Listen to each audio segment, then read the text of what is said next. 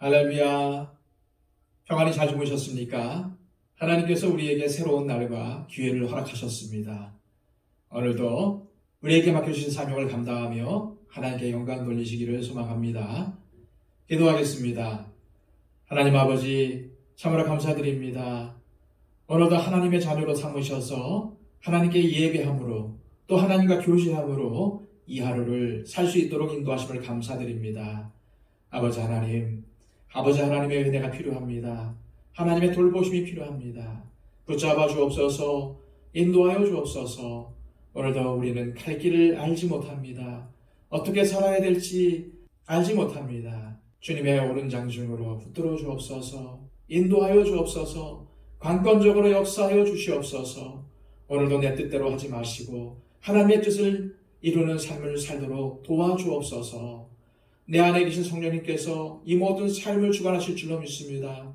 아버지 하나님, 우리가 어디를 가든 아버지 하나님의 자녀임을 잊지 않도록 하여 주시고 우리의 말과 행동을 통해서 하나님의 영광을 드러내는 사명을 가진 자라는 사실을 망각하지 않도록 하여 주옵소서. 오늘도 많은 사람들에게 내 입술을 벌려 예수님을 전할 수 있도록 인도하여 주시고 오늘도 세상 사람들이 볼 때에 저 사람은 예수 믿는 사람이나 다르구나 라는 그런 삶을 살 수 있도록 우리의 행동도 주님 지켜 보호하여 주옵소서.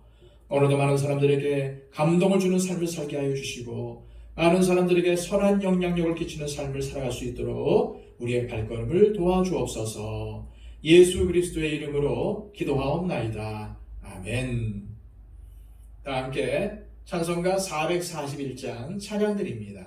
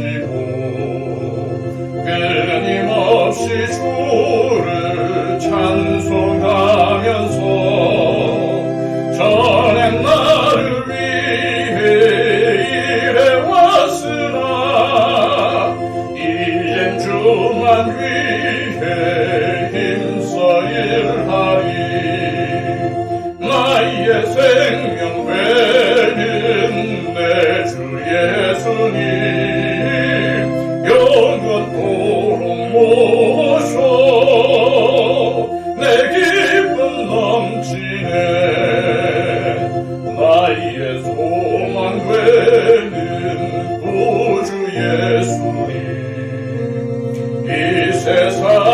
다시 강림하겠네.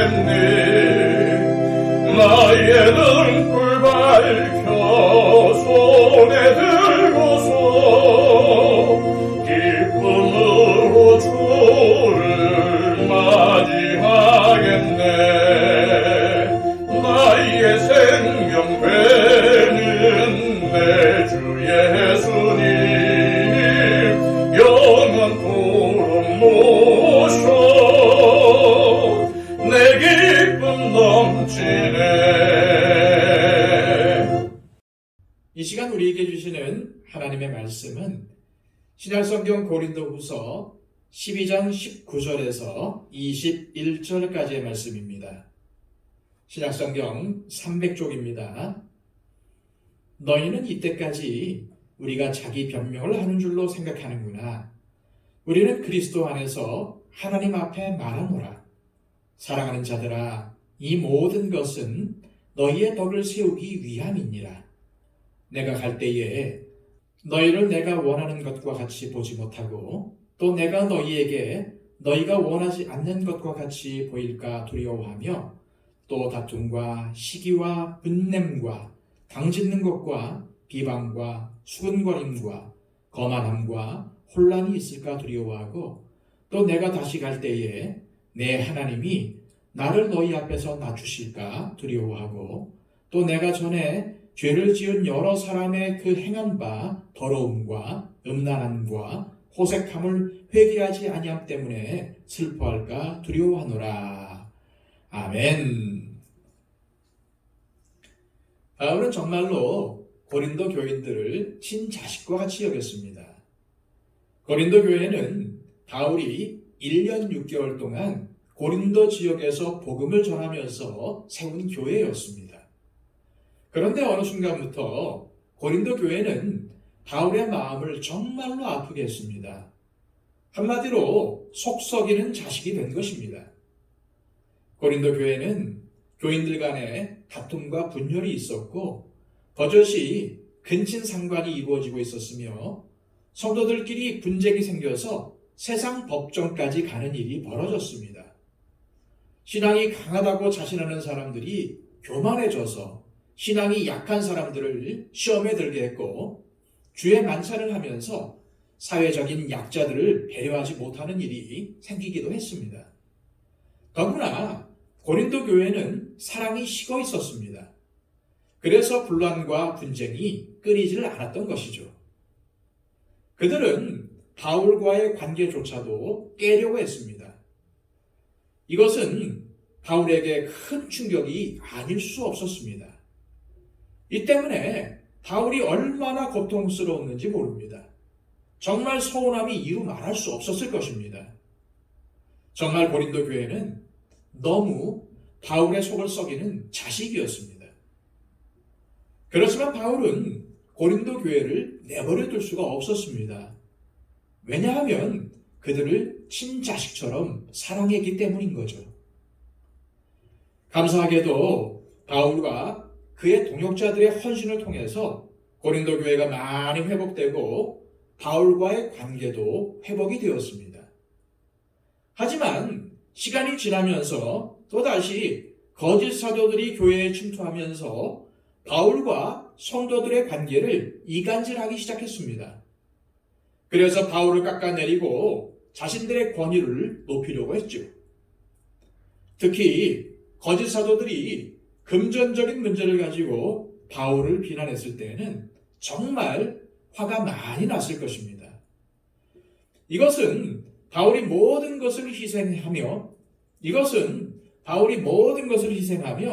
전심을 다해 성도들을 섬긴 것을 통째로 부정하는 거짓말이었기 때문입니다. 바울은 절대로 성도들의 돈을 갈취한 적이 없었습니다. 오히려 그들에게 경제적인 부담을 주지 않기 위해서 직접 돈을 벌면서 생계를 유지했습니다. 그런데도 바울이 성도들의 재산을 착취했다는 거짓 사도들의 중상모략에 일부 성도들이 동조했던 것으로 추측이 됩니다. 이 때문에 바울은 내가 언제 여러분들을 속이고 착취한 일이 있었느냐고 반문을 했던 것입니다. 바울 자신은 물론이고 그가 보낸 디도와 같은 동역자들도 여러분들 착취한 일이 있었느냐고 반문을 했습니다. 바울이 이런 말을 할 수 있었던 것은 금전 문제에 대해서 당당했기 때문이었습니다. 그는 이렇게 말합니다. 19절 말씀입니다. 너희는 이때까지 우리가 자기 변명을 하는 줄로 생각하는구나. 우리는 그리스도 안에서 하나님 앞에 말하노라. 사랑하는 자들아, 이 모든 것은 너희의 덕을 세우기 위함이니라. 바울의 이 말은 우리가 뭔가 찔리는 게 있어서 자꾸 여러분들에게 변명하는 것이 아니라는 말입니다. 바울은 자신이 그리스도 안에서 하나님 앞에서 말하고 있다고 했습니다. 바울은 이제까지 말한 자기 자랑이 대적자들에게 악용될 수도 있다고 생각을 했습니다. 그래서 그는 자신이 이렇게까지 자기 자랑을 한 것은 교회의 덕을 세우기 위함이었다는 사실을 분명히 밝히고 있는 것입니다. 그럼 왜 바울의 자기 자랑이 교회의 덕을 세우는 것이 될까요? 바울의 자기 자랑을 정말로 순수하게 받아들이는 성도라면 바울의 사도 직분을 인정하게 되고 바울이 영적인 부모로서 얼마나 자신들을 사랑하는 마음으로 최선을 다해서 섬겼는지 되새기게 될 것입니다. 그렇게 되면 그들은 바울이 전한 말씀을 더 신뢰하며 진지하게 받아들이고 바른 신앙생활을 하게 될 것입니다. 그런 이유로 바울의 자기 자랑은 교회의 덕을 세우기 위한 것이 되는 것입니다. 하지만 문제는 여전히 바울을 비난하는 세력을 비롯한 끝까지 교회에서 문제를 일으키는 사람들이었습니다. 바울의 속을 썩이는 자식들이었습니다. 바울은 이 문제에 대해서 이렇게 자신의 심경을 밝힙니다. 20절에서 21절까지의 말씀입니다. 내가 갈 때에 너희를 내가 원하는 것과 같이 보지 못하고 또 내가 너희에게 너희가 원하지 않는 것과 같이 보일까 두려워하며 또 다툼과 시기와 분냄과 당짓는 것과 비방과 수근거림과 거만함과 혼란이 있을까 두려워하고 또 내가 다시 갈 때에 내 하나님이 나를 너희 앞에서 낮추실까 두려워하고 또 내가 전에 죄를 지은 여러 사람의 그 행한 바 더러움과 음란함과 호색함을 회개하지 아니함 때문에 슬퍼할까 두려워하노라. 바울은 세 번째 고린도 교회 방문 계획을 앞에서 밝혔습니다. 따라서 곧 있으면 고린도 교인들은 바울과 만나게 될 것입니다. 그런데 만약 이 만남이 은혜와 기쁨이 넘치는 만남이 되면 얼마나 좋습니까? 하지만 만약 그 반대라면 어떻게 되겠습니까? 여전히 그들이 악을 행하고 있다면 바울과 성도들의 만남은 불편한 만남이 될 것이고 바울은 그들에게 분노할 수밖에 없을 것입니다. 이것이 바로 바울의 큰 염려거리였습니다. 그래서 이런 일이 벌어지지 않도록 미리 편지를 통해서 그들이 회개하도록 기회를 주고자 했던 것입니다. 그렇다면 바울이 고린도 교회에 도착했을 때에 분노할 만한 것들은 뭐였습니까?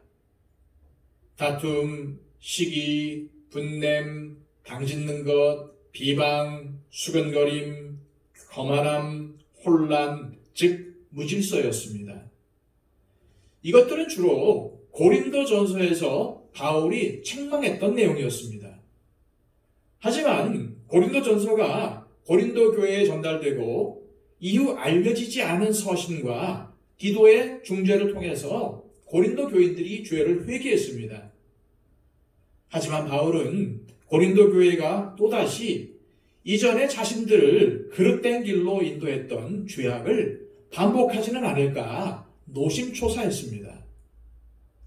바울의 이러한 염려는 교회가 이전에 행하던 악한 관습에 다시 빠져들 수 있다는 것을 알려주는 것입니다.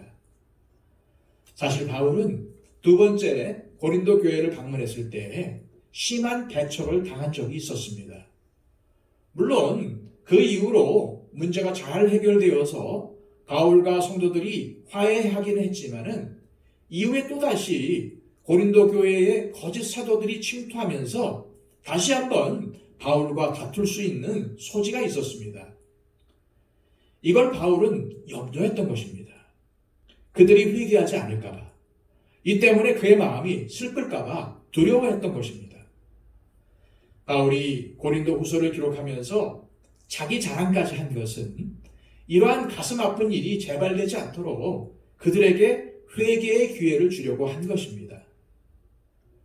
바울이 고린도 교회를 세 번째로 방문하기로 한 것은 그들을 사랑하는 마음이 컸기 때문이었습니다.